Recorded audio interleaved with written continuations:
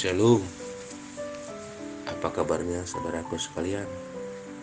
Kiranya kasih Tuhan Yesus menyertai kita. Sebelum kita menyambut sapaan firman Tuhan, mari kita saat teduh sejenak.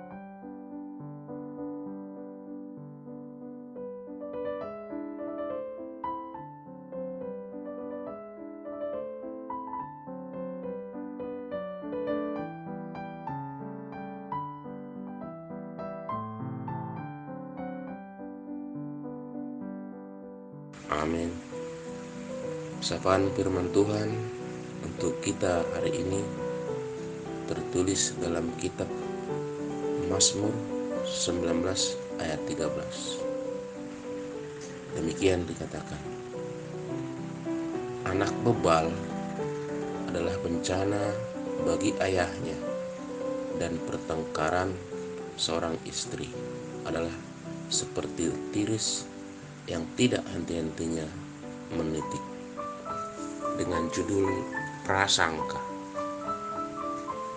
Prasangka atau prejudis merupakan perilaku negatif yang mengarahkan kelompok pada individualis berdasarkan pada keterbatasan atau kesalahan informasi tentang kelompok. Prasangka juga dapat didefinisikan sebagai sesuatu yang bersifat emosional yang akan mudah sekali menjadi motivator munculnya ledakan sosial. Prasangka lebih bersifat seperti negatif. Ilustrasi tentang prasangka adalah apa yang kita pikirkan atau akan lakukan ketika teman atau pasangan sudah membaca pesan chat namun tidak membalas, atau ketika rekan kerja tiba-tiba memberikan pandangan sinis. Apakah kita membiarkannya begitu saja? Bersikap masa bodoh, tidak memikirkannya sama sekali.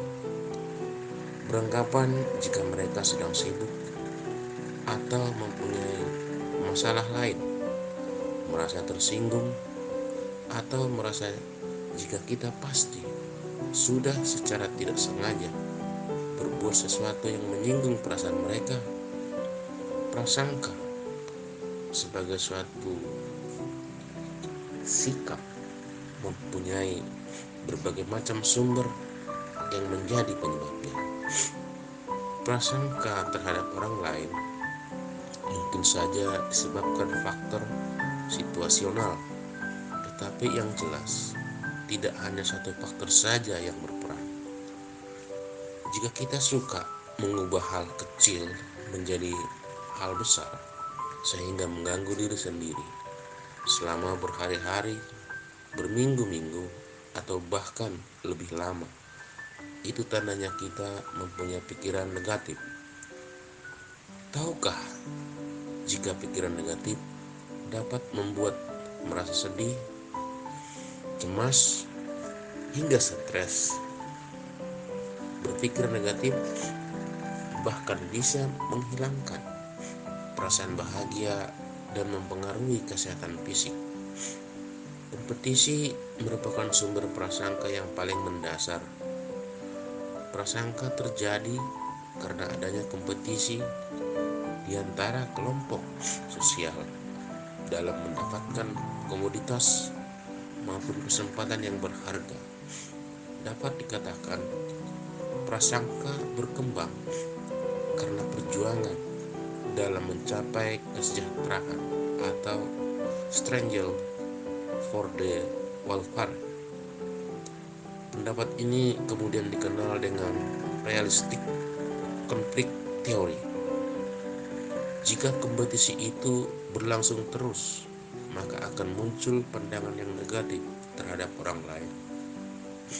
Orang lain dianggap sebagai musuh.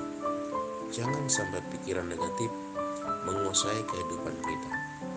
Song-song hidup penuh kebahagiaan dengan cara menghilangkan pikiran negatif.